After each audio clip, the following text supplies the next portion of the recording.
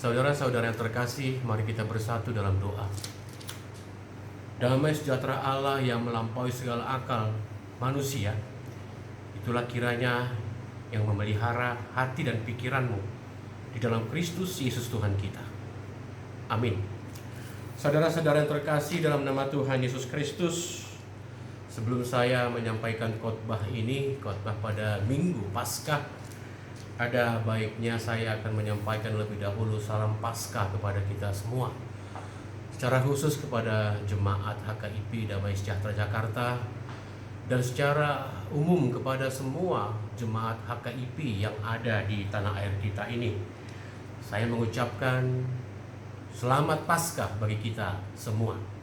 Saudara-saudara yang terkasih, firman Tuhan yang kita dengarkan pada ibadah Paskah ini diambil dari kitab Yohanes pasal 20, dari ayat 24 hingga ayat 31. Demikian bunyinya. Yesus menampakkan diri kepada Thomas. Tetapi Thomas, seorang dari ke-12 murid itu yang disebut Didimus, tidak ada bersama-sama mereka ketika Yesus datang ke situ. Maka kata murid-murid yang lain itu kepadanya, "Kami telah melihat Tuhan." Tetapi Thomas berkata kepada mereka, "Sebelum aku melihat bekas paku pada tangannya, dan sebelum aku mencucukkan jariku ke dalam bekas paku itu, dan mencucukkan tanganku ke dalam lambungnya, sekali-kali aku tidak akan percaya." 8 hari kemudian, murid-murid Yesus berada kembali dalam rumah itu, dan Thomas bersama-sama dengan mereka.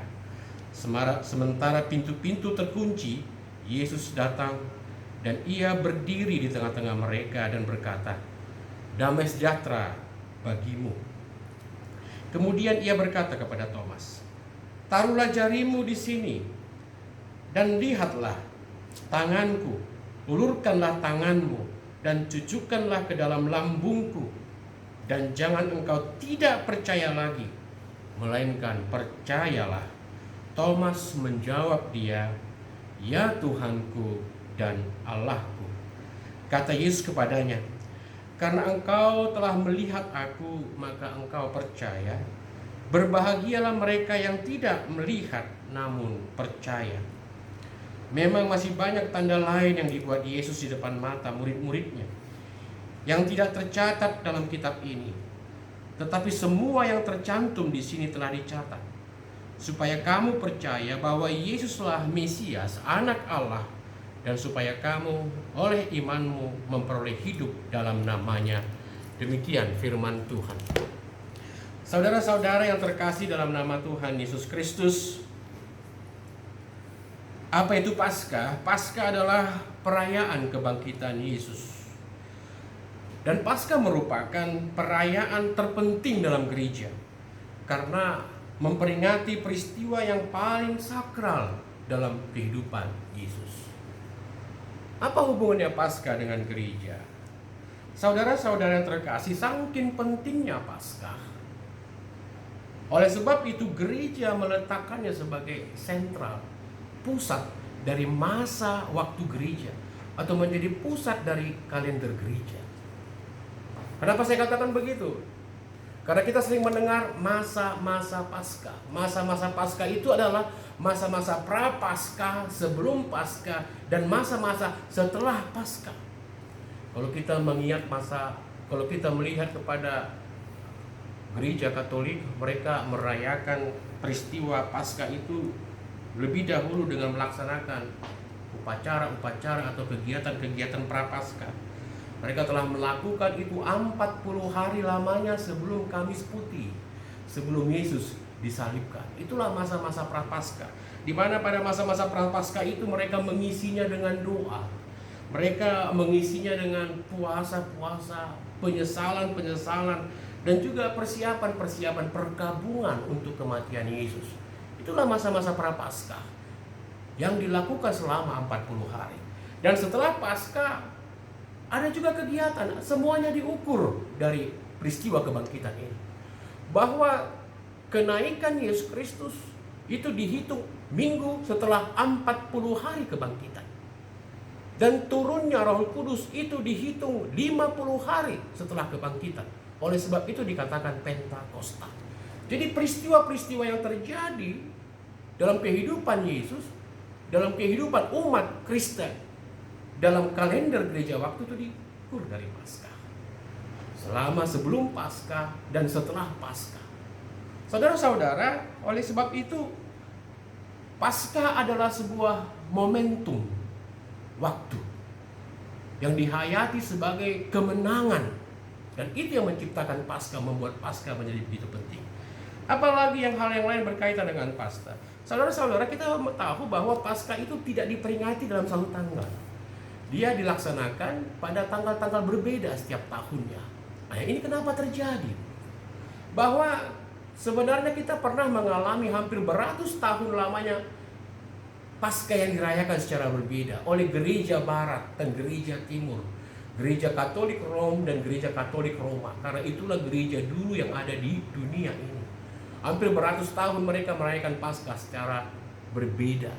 Tetapi kemudian ditentukanlah, disepakatilah bahwa Paskah itu harus satu. Dan itu diserahkan kepada siapa? Kepada gereja Alexandria, gereja Koptik, gereja Syria untuk menentukan tanggal dari Paskah itu. Dan itu dilaksanakan secara bersama-sama oleh semua gereja yang ada di dunia ini. Jadi tanggal Paskah kita sekarang ini adalah ditentukan oleh gereja Alexandria.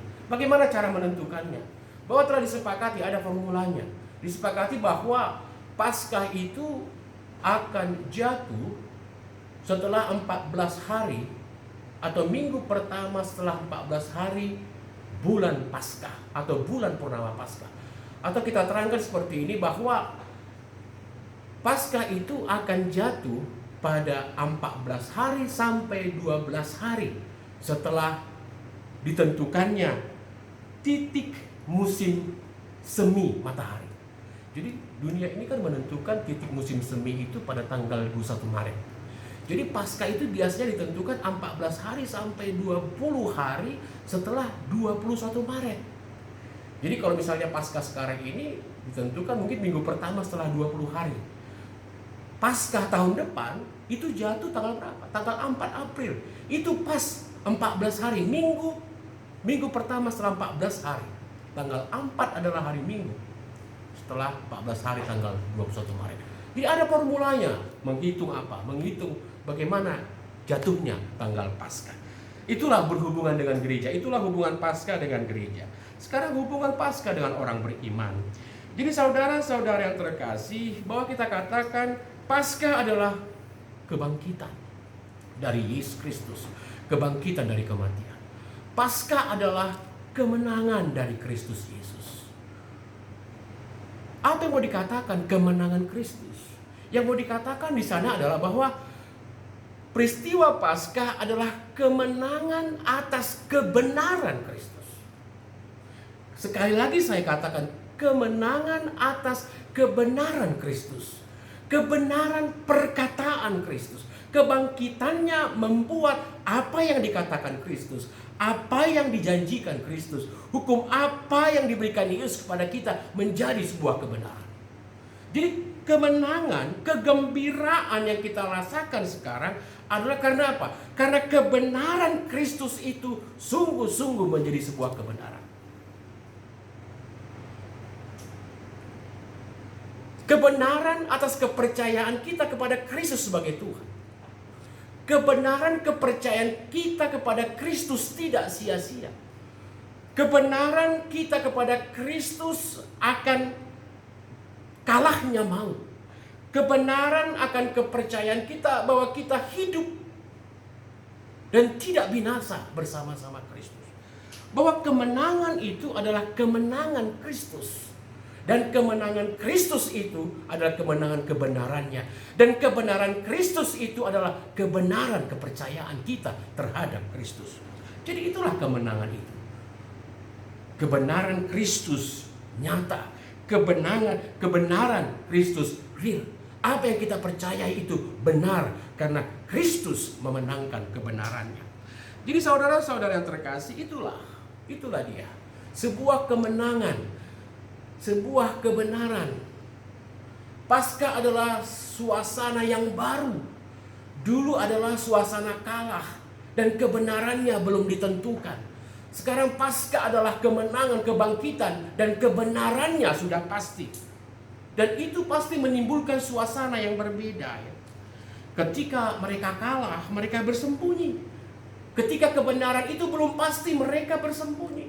Tapi ketika kemenangan itu ada dan kebenaran itu telah pasti, mereka menampakkan diri.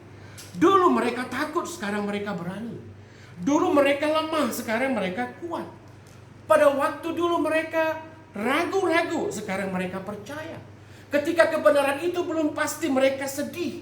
Tapi ketika kebenaran Kristus itu nyata, mereka menjadi gembira. Dulunya mereka masih kuncup, sekarang menjadi mekar. Dulu mereka tangis, berduka. Tapi setelah kebenaran itu pasti, mereka menjadi sukacita dan tertawa. Dulu mereka pasif, bersembunyi. Tapi ketika kebenaran dan kemenangan itu terjadi, maka mereka menjadi aktif. Jadi saudara-saudara, Paskah adalah perubahan suasana. Suasana yang lama kepada suasana yang baru. Atau lebih ekstrimnya dikatakan bahwa Paskah adalah pembalikan suasana. Pembalikan suasana. Ada kuasa atau ada kekuatan yang secara tiba-tiba membalikan suasana lama itu kepada suasana baru. Ada perubahan yang drastis terjadi pada kehidupan manusia yang percaya itu, pada kehidupan manusia yang mengikut Yesus itu. Jadi saudara-saudara, itulah Paskah. Paskah adalah suasana kemenangan, suasana terwujudnya kepastian kebenaran Kristus itu yang membawa perubahan dalam sikap, dalam hidup, dalam suasana, dalam tatanan hidup orang percaya. Yang dulunya ragu-ragu, sekarang menjadi percaya dan kuat. Kita akan masuk kepada nas ini, saudara-saudara. Kita membaca bahwa ketika Yesus datang ke rumah itu, ke rumah mereka berkumpul murid-murid, dan Thomas ada di sana, dan murid-murid yang lain yang telah melihat Yesus mengatakan kepada Thomas, kami telah melihat Dia, kami telah melihat Yesus dan dibangkitkan. Tetapi apa kata Thomas? Thomas apatis, ya. Apa katanya? Aku tidak akan percaya sebelum aku melihat Dia, sebelum aku mencucukkan jariku ke lubang yang ada di tangannya, ke lubang bekas pakunya, dan juga sebelum aku menjamah lambungnya. Aku tidak percaya sebelum itu aku lihat. Dan ketika kemudian setelah 8 hari kemudian mereka berkumpul lagi di rumah itu, semuanya tertutup dan tiba-tiba Yesus hadir tengah-tengah mereka. Secara khusus di sini kita lihat Yesus datang menghampiri Thomas. Apa kata Yesus kepada Thomas? Thomas, taruhlah jarimu, lihatlah tanganku, ulurkan tanganmu, cucukkanlah lambungku. Jangan katakan lagi engkau tidak percaya. Ketika Thomas merasa bahwa kepada dia telah dibuktikan sesuatu, langsung dia katakan, ya Tuhanku, ya Allahku. Tapi apa kata Yesus? Karena engkau telah melihat aku, maka engkau percaya. Berbahagialah mereka yang tidak melihat namun percaya. Saudara-saudara yang terkasih dalam nama Tuhan Yesus Kristus, ini diceritakan. Ini masalah kepercayaan kepada Yesus setelah bangkit. Saudara-saudara, mungkin kita nggak usah menghakimi Thomas, ya. Kita tidak usah mengecilkan Thomas di sini, karena memang itu sering terjadi kepada kita, atau itu terjadi juga kepada murid-murid yang lain sebelum mereka berjumpa dengan Yesus. Ketika mereka melihat Yesus ditangkap, dianiaya, disiksa, disalibkan, mati, dikuburkan, apa yang terjadi? Semua murid itu ketakutan. Semua murid itu bersembunyi, merenung diri. Semua murid itu frustasi. Tidak ada mereka yang berani menampakkan diri. Tidak ada mereka yang berani datang ke pengadilan itu. Semuanya bersembunyi. Mereka semuanya takut. Bukan hanya Thomas. Jadi kalau kita katakan beberapa murid-murid atau perempuan-perempuan itu pergi ke kubur Yesus, menjumpai Yesus di sana. Sebenarnya mereka belumlah memiliki iman yang kuat atau yang pasti. Mereka datang ke sana didasarkan oleh rasa persahabatan, keakraban, kedekatan. Atau mereka menghampiri ke kubur Yesus itu karena apa? Karena hubungan atau rasa emosional yang kuat. Belum ada dalam diri mereka rasa percaya yang pasti bahwa Yesus itu bangkit pada hari ketiga. Karena apa? Karena itu yang mereka pahami. Mereka belum pernah menerima informasi tentang kebangkitan manusia dari kubur. Dan kalau kita juga membuka banyak catatan-catatan tentang Mesias yang datang, tentang Raja yang datang, tentang janji Tuhan atas kedatangan Mesias, belum pernah ada tulisan-tulisan dalam perjanjian lama yang mengatakan bahwa seorang Raja, seorang Mesias itu harus mati dahulu dan bangkit kemudian. Karena apa? Karena sering sekali yang mempengaruhi kepercayaan kita adalah apa yang kita dengarkan. Dan mereka belum pernah mendengarkan itu tentang kebangkitan Yesus. Jadi apa yang mau dikatakan? Bahwa semua murid, bisa kita katakan 99% murid mengalami down, kelumpuhan iman, hilangnya iman. Maka jangan kita hakimi Thomas pada saat ini. Tetapi ketika murid-murid itu melihat Yesus, suasananya berbeda. Suasana murid-murid yang melihat Yesus begitu bersuka cita. Mereka tidak bisa lagi menghentikan kata-kata mereka untuk memberitakan kepada orang banyak, termasuk kepada Thomas sendiri. Tapi Thomas mengatakan apa? Aku gak percaya sebelum aku melihat itu. Maka inilah Yesus datang kemudian kepada Thomas. Thomas, lihatlah Yesus membuktikan itu kepada Thomas. Saudara-saudara, itulah kasih Yesus kepada Thomas. Yesus tidak mau membiarkan Thomas dalam keraguan-raguannya, dalam ketidakpastian imannya. Yesus tidak mau harapan Thomas itu menjadi sia-sia. Yesus menunjukkan dirinya kepada Thomas. Yesus memberikan bukti agar iman Thomas dikuatkan kembali. Yesus datang secara khusus kepada Thomas agar imannya hidup kembali. Agar dia mengalami sukacita seperti teman-temannya yang telah lebih dahulu berjumpa dengan dia. Jadi ini adalah apa? Ini adalah sebuah kedatangan khusus kepada Yesus. Saudara-saudara yang terkasih, memang banyak di antara kita orang-orang yang bagaimana, yang sangat susah percaya kalau sebelum bisa kita buktikan. Memang ada cara Tuhan untuk memberikan bukti, tapi tidak untuk semua orang. Kadang-kadang Tuhan memberikan bukti melalui mukjizat-mukjizat kepada beberapa orang. Dan bersukacitalah, bersyukurlah jika Tuhan menunjukkan mukjizat kepada beberapa pribadi-pribadi agar mereka percaya. Tapi seperti yang dikatakan oleh Yesus di sini, dan mungkin ini yang mau kita bicarakan juga dalam khotbah kita ini. Apa dikatakan di sana? Karena engkau telah melihat aku, maka engkau percaya. Berbahagialah mereka yang tidak melihat namun percaya. Saudara-saudara yang terkasih, mungkin yang hendak dikatakan di sini adalah bahwa berbahagialah mereka yang percaya walaupun tidak melihat. Mau dikatakan juga di sini bahwa iman yang berpusat pada bukti bisa menjadi sebuah iman yang dangkal sebenarnya.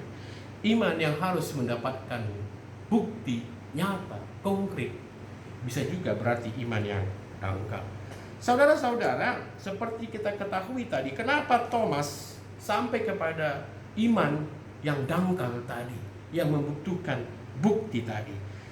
Kita tahu bahwa rasa ketakutan, rasa kekecewaan yang dialami Thomas itu membuat dia dalam apa? Kebimbangan, keraguan. Dan itu akan membuat dia membutuhkan lebih banyak lagi. Lebih banyak lagi fakta, banyak pernyataan yang bisa membangkitkan imannya. Seperti yang kita ketahui ya, kalau seorang misalnya setelah jatuh, telah kecewa, pasti dia tidak akan mau lagi jatuh dan mau kecewa lagi. Pasti dia akan berkata, aku mau mengambil keputusan secara jernih, secara jelas, secara faktual, secara masuk akal, supaya aku tidak jatuh lagi. Mungkin itu yang dirasakan oleh Thomas. Maka dia meminta bukti. Dia tidak mau jatuh lagi atau kecewa lagi. Dia membutuhkan bukti yang lebih pasti. Dan memang orang-orang yang kecewa, orang-orang yang jatuh, yang padam imannya, sering sekali imannya menjadi berhenti, pasif, bahkan imannya mati. Tapi kata Tuhan Yesus di sini, berbahagialah orang yang percaya walaupun tidak melihat. Itu maksudnya apa? Saudara-saudara, Stanley Jones, seorang ahli perjanjian baru, mengatakan apa? Bahwa iman itu adalah sebuah petualangan. Iman itu membutuhkan tekad. Iman itu adalah sesuatu yang diperjuangkan. Iman itu adalah sesuatu keberanian. Iman itu adalah komitmen. Jadi iman itu bukanlah sesuatu yang didasarkan pada fakta-fakta. Kita melihat bagaimana iman Abraham. Iman Abraham adalah iman di mana seseorang itu dibawa pada satu kemauan untuk punya tekad keberanian, percaya kepada janji Tuhan. Ada kemustahilan, ada ketidakpastian, bahkan kadang-kadang hal yang tidak mungkin, tetapi itulah iman. Bukan bukti, tetapi iman adalah keyakinan, keberanian masuk kepada keyakinan itu sendiri.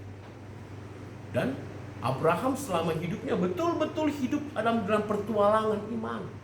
Umurnya tua, belum diberikan anak, dan ketika diberikan Ishak dia harus mengorbankan. Itulah petualangan, keberanian Abraham. Tanpa bukti, tapi dia berani menyerahkan sepenuhnya hidupnya kepada Tuhan. Begitulah Maria, iman yang hidup dalam petualangan, dalam keberanian, dalam tekad memperjuangkan apa yang dia yakini. Walaupun itu belum pasti, walaupun janji itu semungkinnya tidak pasti dan tidak mungkin, tetapi dia berani memegang itu. Itulah iman. Dan iman yang seperti itulah yang mau dikatakan oleh Yesus, bahwa berbahagialah seseorang yang beriman walaupun dia tidak melihat. Berbahagialah orang yang mau berjuang untuk imannya. Berbahagialah orang yang bertekad dengan imannya. Berbahagialah orang yang berani memegang, memeluk imannya. Walaupun semua itu, masa depan itu belum pasti di hadapannya. Jadi saudara-saudara yang terkasih dalam nama Tuhan Yesus Kristus, bahwa iman itu adalah sesuatu yang harus diperjuangkan. Iman itulah, perjuangan itulah yang memberikan rasa kepastian dan kenyamanan. Kalau dikatakan di sini berbahagialah orang yang beriman tapi tidak melihat, itu hendak mengatakan seperti ini juga, bahwa iman itu sebenarnya bersifat dialektis. Iman itu bersifat dialektis. Maksudnya apa? Iman itu berasal dari luar. Iman itu tidak tumbuh dari dalam. Iman itu bukan tumbuh dari dalam diri kita sendiri, tapi iman itu datang dari luar. Seharusnya Thomas percaya kepada murid-murid yang telah melihat Yesus. Ada informasi tentang kebangkitan Yesus, tetapi Thomas menutup dirinya, menulikan telinganya. Karena apa? Mungkin rasa kekecewaan tadi. Dan begitu juga iman murid-murid itu menjadi tumbuh dan bangkit kembali setelah Kristus menunjukkan bahwa dia telah bangkit kepada murid-murid itu. Jadi bahwa dikatakan di dalam Roma 10 ayat 17, apa dikatakan di sana? Jadi iman timbul dari pendengaran oleh firman Kristus. Jadi iman itu timbul oleh pendengaran. Seharusnya orang-orang yang telah mendengarkan firman Tuhan akan tumbuh imannya, yang memberikan rasa kekuatan dan keberanian. Iman itu dari pendengaran. Contohnya begini. Kita mengetahui bahwa banyak orang yang merantau dari desa ke kota dulu tahun-tahun dulu ya. Sewaktu belum ada HP, belum ada transport yang begitu cepat, banyak dari desa kita, dari Tapanuli yang berangkat kemana ke Jakarta merantau. Dan orang tuanya tidak mendengarkan bagaimana kabar di sana bertahun-tahun. Tapi kemudian ada salah satu orang desa itu yang kembali dari Jakarta dan mengatakan kepada orang tua ini yang anaknya merantau ini, anakmu telah berhasil. Anakmu telah berhasil di sana. Dulunya orang tua ini mungkin menantikan dengan sedih, meratap, merenung tentang bagaimana kabarnya di sana. Tetapi ketika dia mendengarkan pesan ini, pembawa kabar ini yang mengatakan anaknya berhasil di sana, dia pasti merasa gembira, merasa terhibur. Dia pasti akan berbeda hari-harinya karena dia mempercayai. Walaupun itu belum datang sendiri dari anaknya yang merantau itu. Itulah dengan pendengaran, jika kita menangkapnya dengan hati, jika itu memberikan kekuatan, jika itu memberikan keteguhan, kegembiraan, jika kita berani memegangnya, berani mempertahankannya, berbahagialah kita tengah-tengah kehidupan kita. Jadi saudara-saudara yang terkasih dalam nama Tuhan Yesus Kristus, iman itu akan menimbulkan kegembiraan, sukacita, kekuatan, kemenangan jika kita berani memegangnya, berani memeluknya dalam kehidupan kita sehari-hari. Jadi saudara-saudara yang terkasih dalam nama Tuhan Yesus Kristus, pada saat ini banyak sekali orang beriman itu atau imannya semakin kuat, semakin teguh kalau dia mendapatkan hasil. Misalnya dia berdoa, Tuhan menangkan aku di ujian ini, ya Tuhan menangkan aku di tender ini. Dia berharap seketika Tuhan akan memenangkan itu. Dan itulah bukti dari doa misalnya, dari iman. Ternyata dia tidak mendapatkan itu dan dia merasa halau, merasa kalah. Tidak ada arti iman di tengah-tengah kehidupannya. Kemenangan iman yang kuat bukan harus dibuktikan dengan keberhasilan saudara-saudara, dengan kesuksesan saudara-saudara. Ya, seperti itu. Kalau seperti itu berarti tidak ada perasaan kita, pemahaman kita tentang bagaimana orang-orang yang martir. Semua murid-murid Yesus yang mendengarkan, melihat kebangkitan Yesus ini, termasuk Thomas, akhir kehidupan mereka adalah hidup sebagai martir. Kematian yang sama sakitnya, menderitanya dengan Kristus. Itulah iman yang bertualang, iman yang dipegang dengan berani, iman yang tetap dipeluk sampai ajal dengan keberanian, dengan kepasrahan. Itulah iman yang membahagiakan. Jadi iman itu bukan ditunjukkan dengan bukti, bukan ditunjukkan dengan fakta, tapi iman itu adalah keyakinan kita kepada Tuhan kita, akan masa depan kita, bahwa Tuhan akan menolong, menyelesaikannya, menguatkannya, meneguhkannya pada kehidupan kita. Dan selanjutnya, jika dikatakan di sini bahwa karena engkau telah melihat aku maka engkau percaya, berbahagialah mereka yang tidak melihat namun percaya. Berbahagialah mereka yang tidak melihat namun percaya. Itu hendak mengatakan begini. Mungkin ini merupakan sebuah pesan Yesus kepada para murid-muridnya, bahwa ia akan meninggalkan mereka juga. Tapi Tuhan Yesus menegaskan agar mereka tetap merasa kuat dan bersuka cita, dan tetap melakukan apapun yang telah diperintahkan, dipesankan Yesus, walaupun Yesus tidak bersama-sama dengan mereka. Bahwa mereka harus dengan segenap hatinya, dengan segenap hidupnya, mengambil resiko untuk melanjutkan semua yang telah dilakukan Yesus, pelayanan kerajaan sorga yang telah dimulai Yesus di dunia ini. Walaupun dia tidak bersama-sama dengan mereka, tapi mereka harus melanjutkan itu, mengimani itu.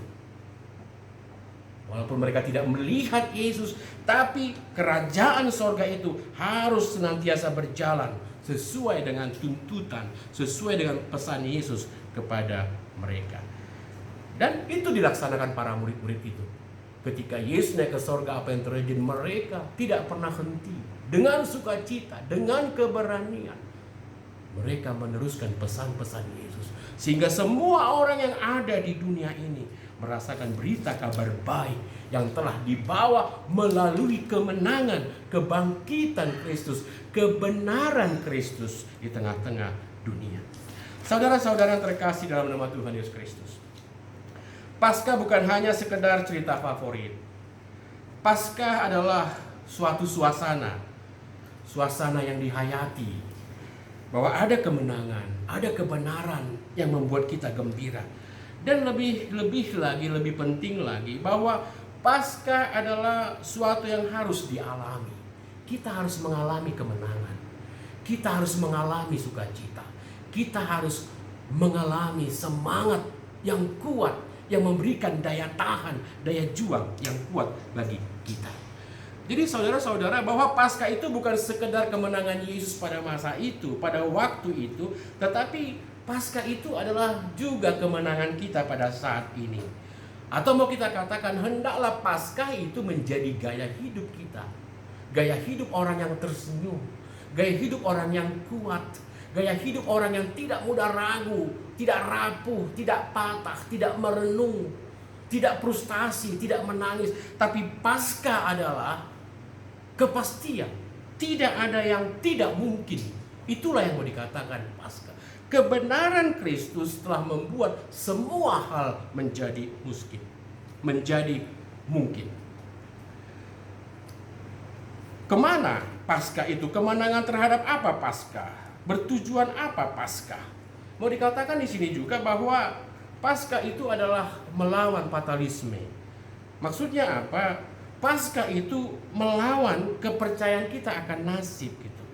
Melawan seruan hati kita yang mengatakan pada saat ini hilanglah, habislah, hancurlah, sudah berlalulah, semua ini tidak dapat ditanggung lagi. Udahlah, pasrahlah. Oke, kita ikutilah arus ketakutan ini. Kita ikutilah arus yang menghanyutkan kita ini.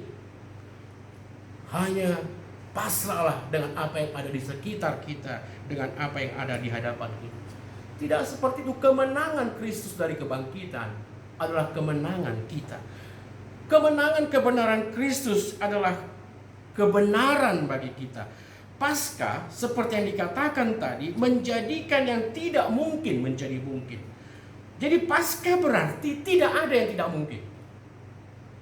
Paskah berarti tidak ada yang tidak mungkin.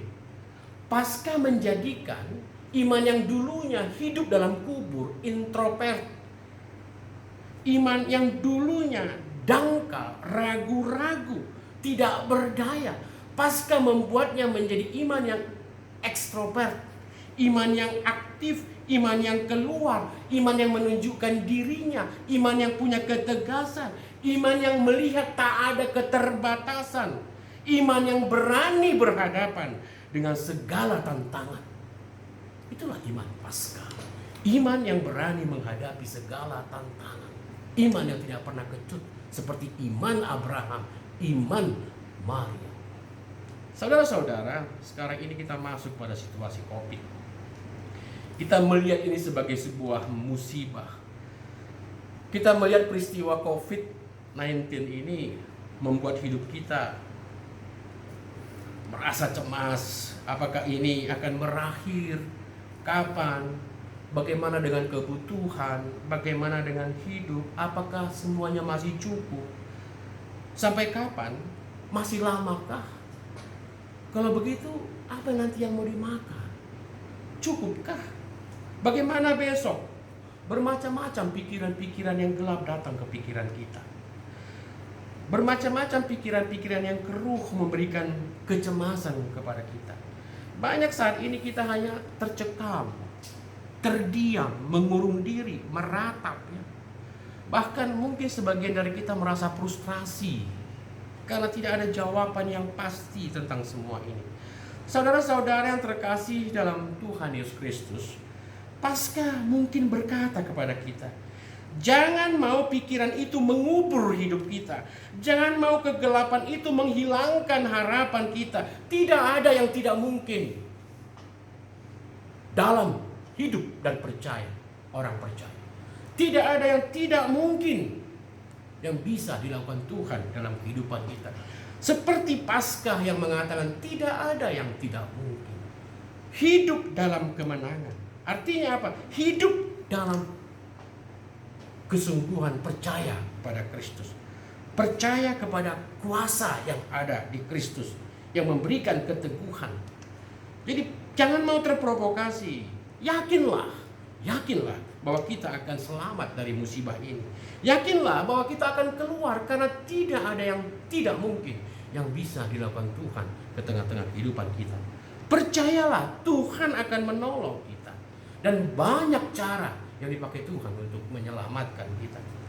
Saudara-saudara, beriman yang aktiflah, beriman yang dinamislah, beriman yang mau berjuanglah, beriman yang jangan mudah dipatahkanlah.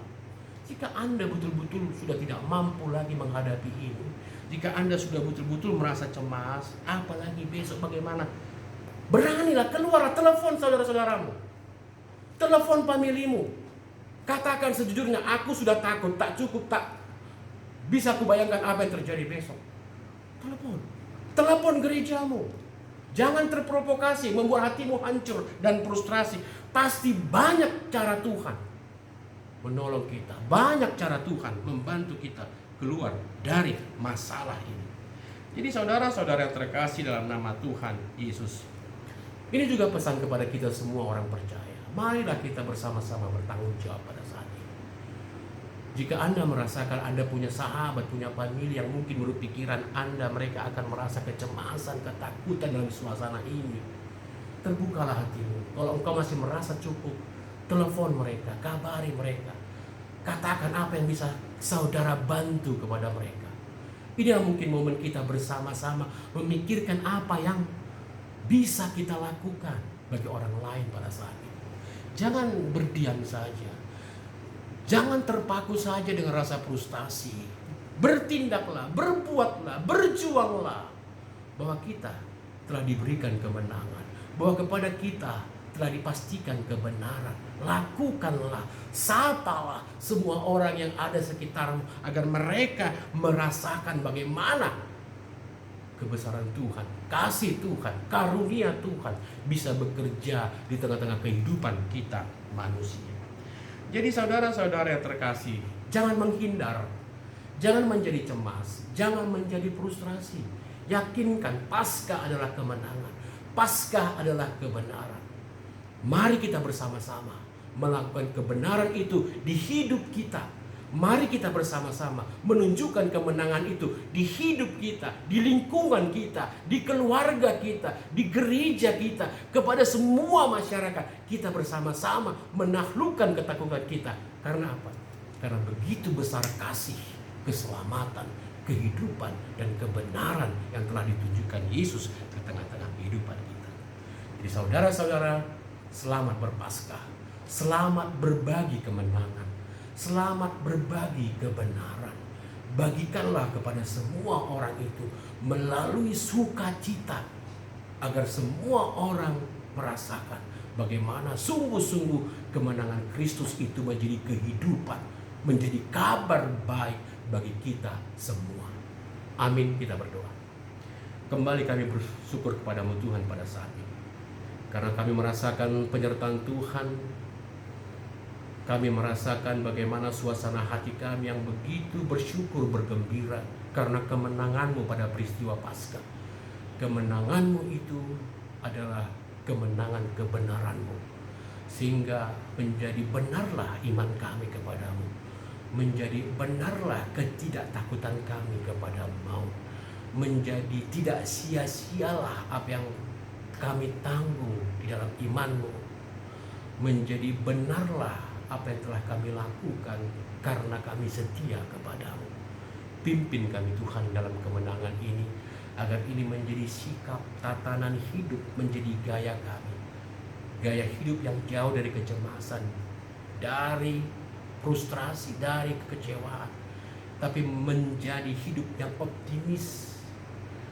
Pasti yakin bahwa ada kemenangan, ada kekuatan yang menopang dan menolong kami, sehingga mengakhiri semua rasa-rasa kecemasan, ketakutan yang mungkin pada saat ini hinggap di tengah-tengah kehidupan kami bersama.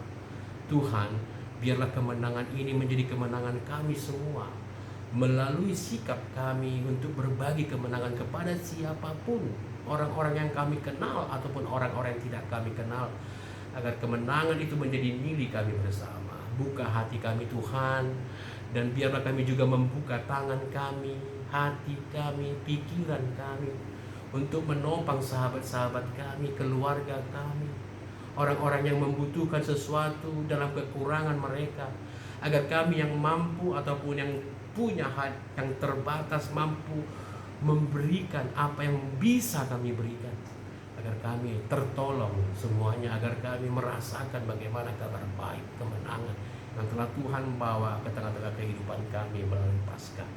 Kepadamu kami serahkan. Kami percaya tidak ada yang tidak mungkin Kau lakukan dalam hidup kami, dan tidak ada yang tidak mungkin yang bisa terjadi kepada orang percaya. Kami pasti dan percaya kemenangan itu menjadi kekuatan dan sukacita bagi kami. Ya Tuhan kami Yesus Kristus, terimalah doa kami. Amin.